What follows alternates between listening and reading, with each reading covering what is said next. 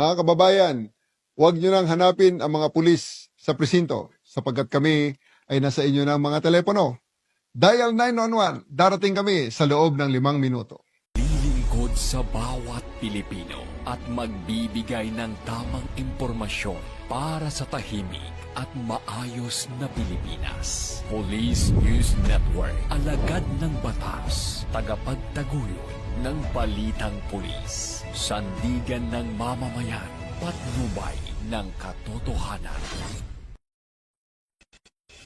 Na Kampo Krame, maghahatid ng pinakahuling kaganapan at nagbabagang balita. Ito ang PNN Police News Network. At ngayon, ang inyong mga tagapagbalita. Magandang araw, bagong Pilipinas. Ako ang inyong alagad ng batas, tagataguyod ng Balitang Pulis, Patrolwoman Fe Octaviano. Maghahatid sa inyo ng tamang balita, kwento ng pulis at serbisyo para sa mamamayan. At ito ang PNP News Online, ang pangunahing balita ng Police News Network, alagad ng batas, tagataguyod ng Balitang Pulis.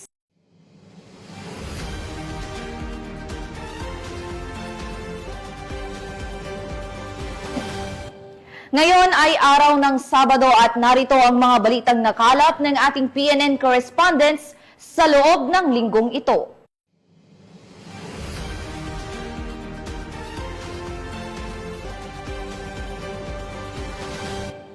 Hindi na nakaporma pa ang isang drug suspect matapos itong madakip ng mga operatiba sa ikinasang buy-bust operation sa Valencia City, Bukidnon. Alamin ang detalye ng report mula kay Patrolwoman Danessa Verdos.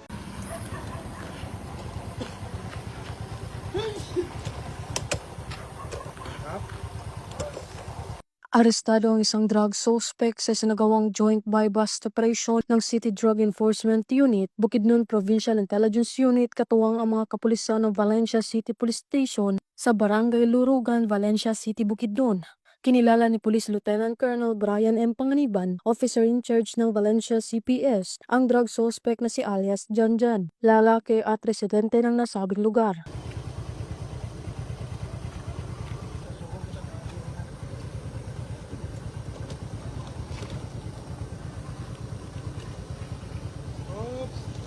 Sa kinasang joint buy-bust operation ng mga operatiba ay nagresulta sa pagkakakumpiska ng mga pakete ng hinihinalang shabu at isang 500 peso bill na ginamit bilang buy-bust money. Ang suspect ay nahaharap sa kasong paglabag sa RA 9165 o Comprehensive Dangerous Drugs Act of 2002. Mula dito sa Camp Capistrano, Gusa, Cagayan de Oro City, ako ang inyong Police News Network correspondent, Patrolwoman Danessa Verdos, alagad ng batas, tagataguyod ng Balitang Pulis.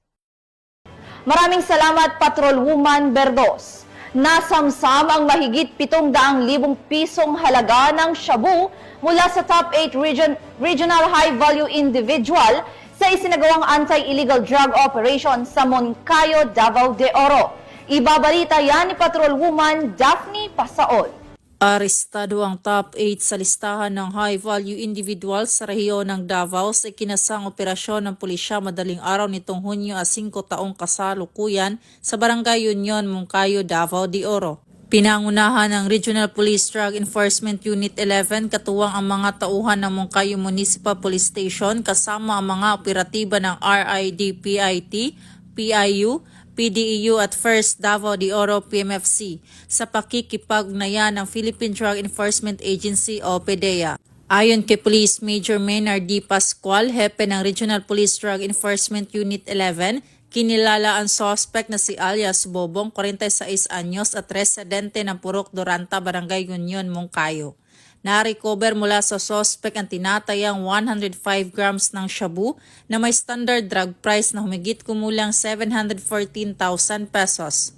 Ang pagkakakumpiska ng mahigit 700,000 pesos halaga ng ilegal na droga ay isang malaking tagumpay laban sa patuloy na kampanya ng pamahalaan kontra ilegal na droga at patunay ng mahigpit na pagpapatupad ng batas sa rehiyon. Patuloy ang investigasyon ng mga otoridad upang matukoy kung may iba pang sangkot sa ilegal na aktibidad ng naarestong suspect. Mula dito sa Davao Oriental Police Provincial Office, Ako ang inyong PNN correspondent, Patrolwoman Daphne Pasaol, alagad ng batas, tagataguyod ng balitang pulis. Maraming salamat, Patrolwoman Pasaol. Bilang bahagi ng patuloy na pagtutok ng pulisya sa kalakaran ng iligal na droga sa bansa, 3 street-level drug personalities ang naaresto sa ikinasang buy-bust operation ng mga otoridad sa Maguindanao del Norte. Ang balita mula kay Patrolwoman Maricris Algabre. Matagumpay na sinagawa ng mga operatibang isang anti-illegal drug buy-bust operation sa Zone 4 Barangay Tamuntaka, Dato din Sinsuat, Maguindanao del Norte nito lamang ika-4 ng Hulyo taong kasalukuyan.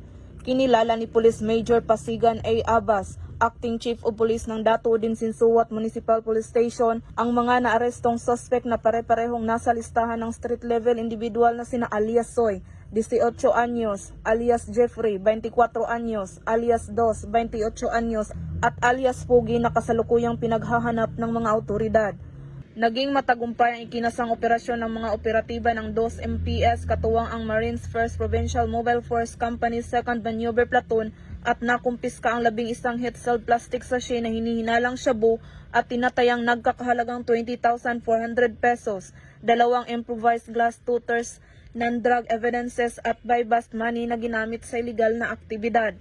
Ang mga naarestong suspect at nakumpiskang ebidensya ay kasalukuyang nasa kustudiya ng 2 MPS para sa kaukulang dokumentasyon at tamang disposisyon bago i-turn over sa Regional Forensic Unit para sa laboratory examination at mahaharap sa kasong paglabag sa Republic Act 9165 o Comprehensive Dangerous Drugs Act of 2002.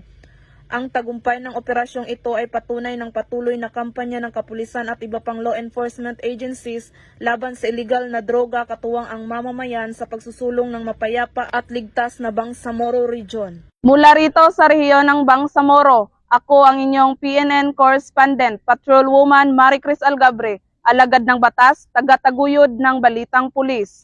Maraming salamat, Patrolwoman Algabre. Sa bisa ng warrant of arrest, napasakamay ng mga otoridad ang nakatalang top 1 most wanted person na may kasong qualified rape sa Cebu City. Ang report mula kay Patrolwoman Flora May Asares. Sa kulungan ang bagsak ng isang top 1 most wanted person provincial level na may kasong 2 counts ng qualified rape matapos maaresto ng kapulisan ng Cebu City sa sitio Gila-Gila, Barangay Bonbon, Cebu City noong ika-3 ng Hulyo taong kasalukuyan.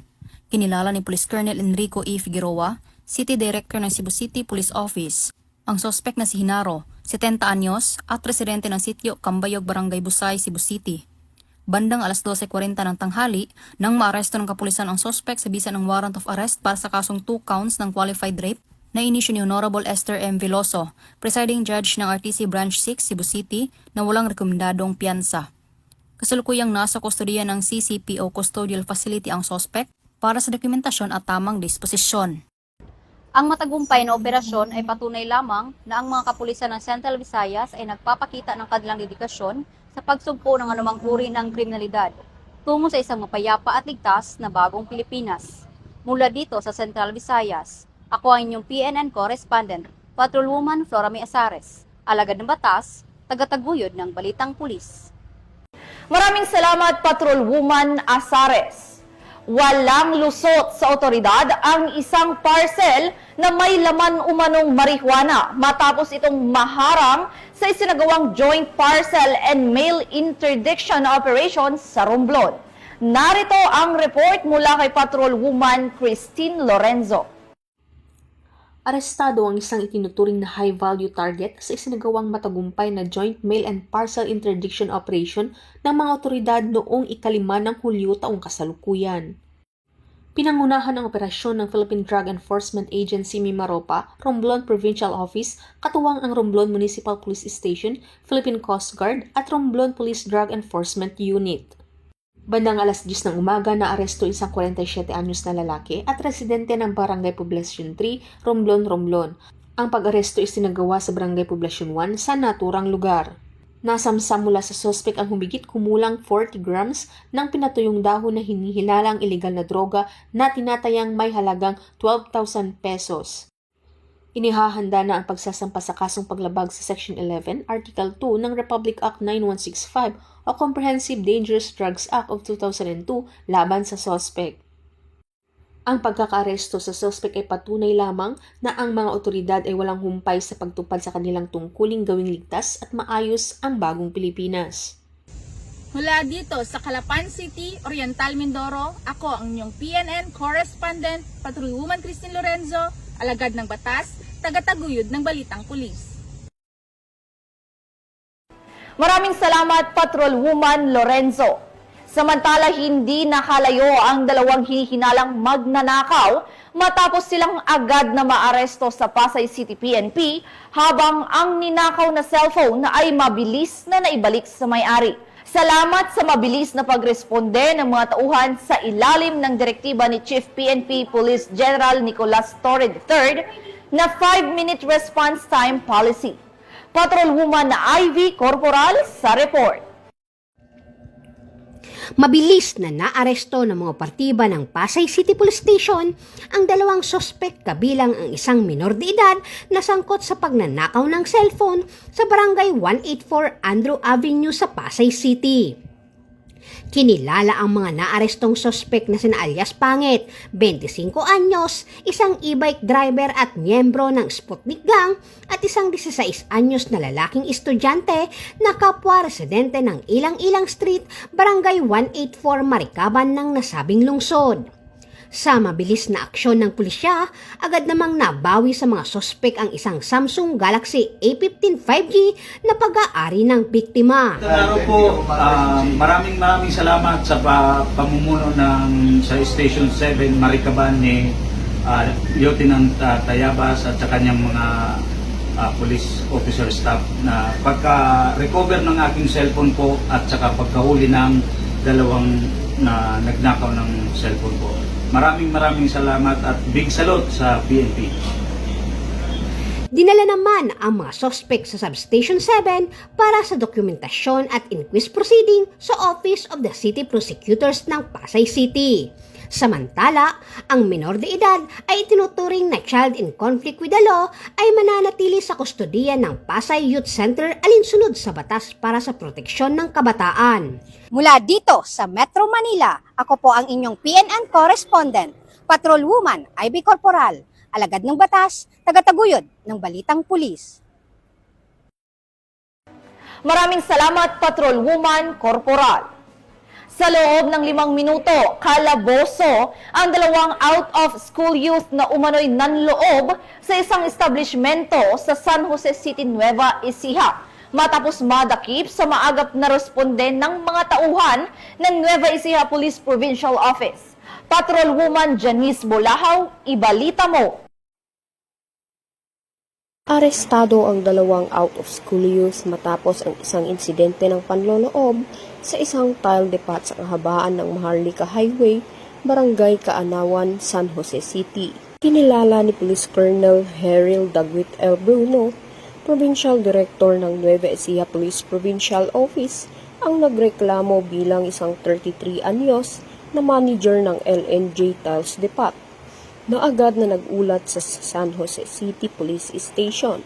Base sa pagsusuri ng CCTV footage, dakong alas 11 ng gabi ay namataan ang dalawang menor de edad, kapwa residente ng Barangay Bunga, Karanglan, Nueva Ecija, na sa pilitang pumasok sa establishmento sa pamamagitan ng pag-akyat sa bubong at pagsira sa kisame. Batay sa inisyal na investigasyon, tinangay ng mga suspek ang humigit kumulang 2,000 pesos at mga kagamitang tinatayang nagkakahalaga ng 4,000 pesos. Ayon pa sa ulat, sinira rin ng mga suspek ang ilang produkto sa pamamagitan ng pagkalat ng rugby solvent sa loob ng tindahan na nagdudulot ng karagdagang pinsala. Sa mabilis na tugon ng San Jose City Police Station, agad na nagsagawa ng hot pursuit operation ng mga operatiba na nagresulta sa pagkakaaresto ng dalawang suspek. Na-recover din mula sa kanila ang kanilang sinakyang motorsiklo, isang pulang Rusi 125. Ang dalawang menor de edad ay tinuring bilang children in conflict with the law at dinala sa San Jose City Police Station para sa kaukulang disposisyon. Ayon kay Police Colonel Bruno, laging handa ang ating kapulisan na rumesponde sa loob ng itinakdang 5-minute response time policy. Para naman sa mga minor de edad, sila ay isa sa ilalim sa pangangalaga ng City Social Welfare and Development Office ng San Jose para sa tamang interbensyon at paghawak, alinsunod sa umiiral na batas para sa mga batang nasasangkot sa krimen. Patuloy ang NEPO sa pagpapatupad ng mabilis at epektibong serbisyo upang mapanatili ang katahimikan at kaayusan sa lalawigan ng Nueva Ecija. Mula dito sa gitnang Luzon, ako ang inyong PNN correspondent, Patrolwoman Janice Bulahaw, alagad ng batas, tagataguyod ng Balitang Pulis. Maraming salamat, Patrolwoman Bulahaw. Hindi na nakapagtagupa ang isang lalaki matapos siyang maaresto ng Eastern District Anti-Cybercrime Team dahil sa mga kasong grave coercion at paglabag sa Anti-Photo and Video Voyeurism Act of 2009. Yan na ang tinutukan ni Patrolwoman Mary Grace Artizuela. Hindi na nakapalagpa ang lalaking ito matapos siyang arestuhin ng mga otoridad kasunod ng reklamo ng isang biktima na kanyang nakilala sa isang social media platform. Ayon sa investigasyon, nagbanta ang suspect na ipapakalat ang mga masiselang larawan at video ng biktima kung hindi ito makikipagkita sa kanya. Dahil dito agad na nakipag-ugnayan ng biktima sa mga tauhan ng Eastern District Anti-Cybercrime Team upang magsagawa ng entrapment operation. Sa napagkasunduang lugar ng pagkikita sa Fairview, Quezon City, isinagawa ang operasyon na nagresulta sa agarang pagkakaaresto kay alias Joey, 34 anyos, na nahaharap sa mga kasong grave coercion at photo and video voyeurism, parehong may kaugnayan sa Cybercrime Prevention Act. Pansamantalang nasa kustodiya na ng IDAC ang suspect para sa dokumentasyon at paghahanda ng kanyang inquest proceedings. Kamakailan, kami po sa Eastern District Anti-Cybercrime Team ay matagumpay na nakahuli ng isang online sexual predator na nananamantala ng mga babae at minor de edad gamit ang social media. Nais po namin na muling balaan ang publiko na hindi lahat ng kausap online ay totoo at marami ang mapagsamantala.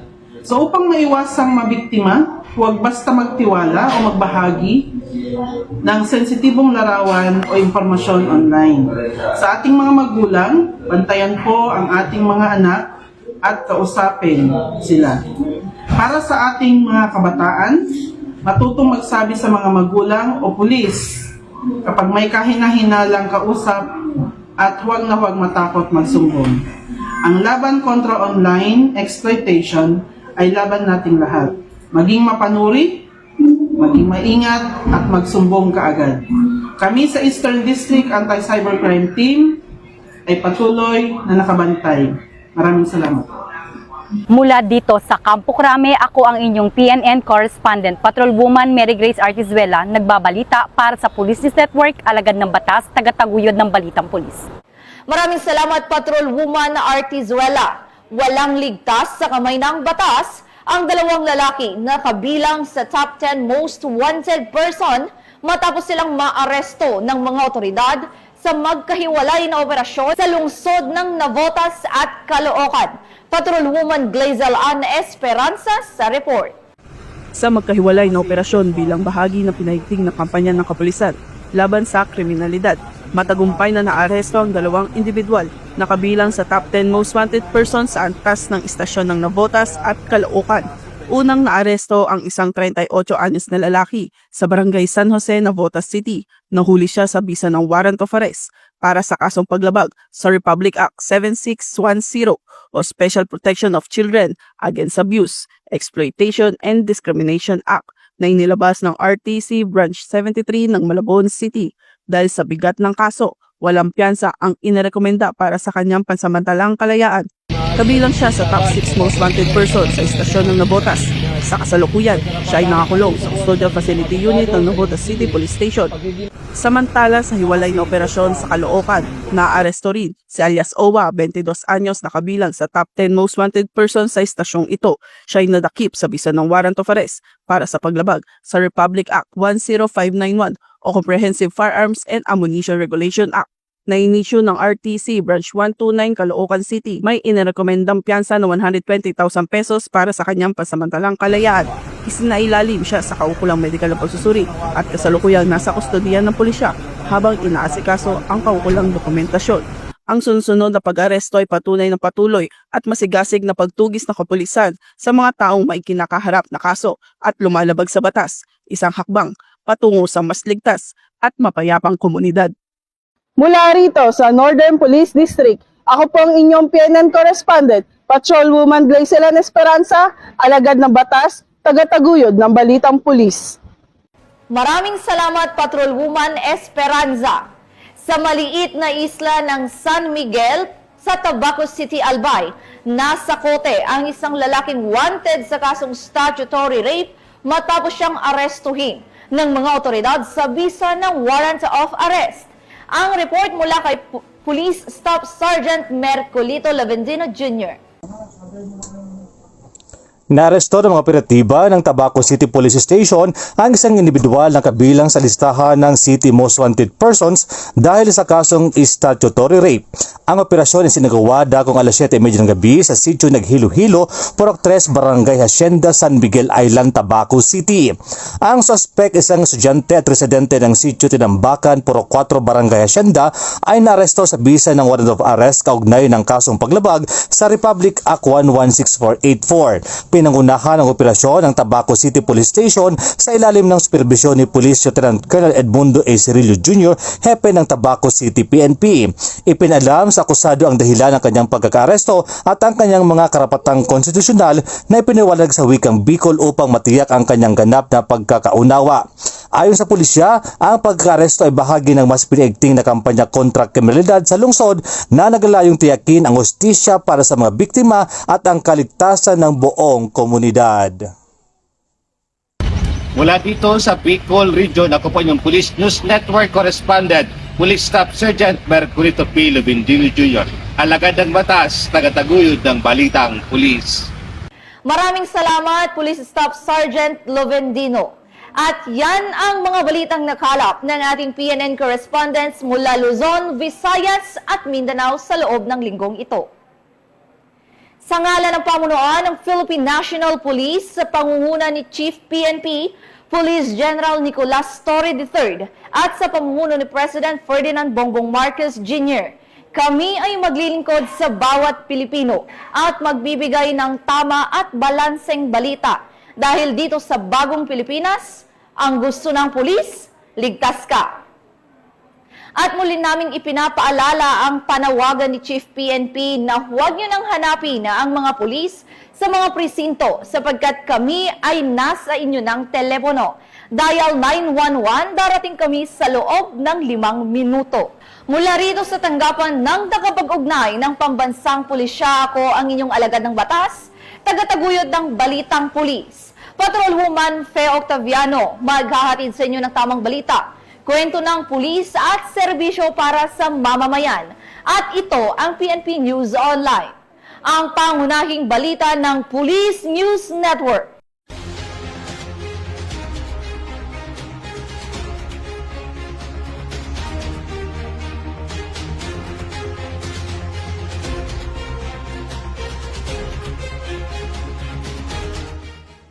Police News Network, alagad ng batas, tagapagtaguyod ng Balitang Pulis.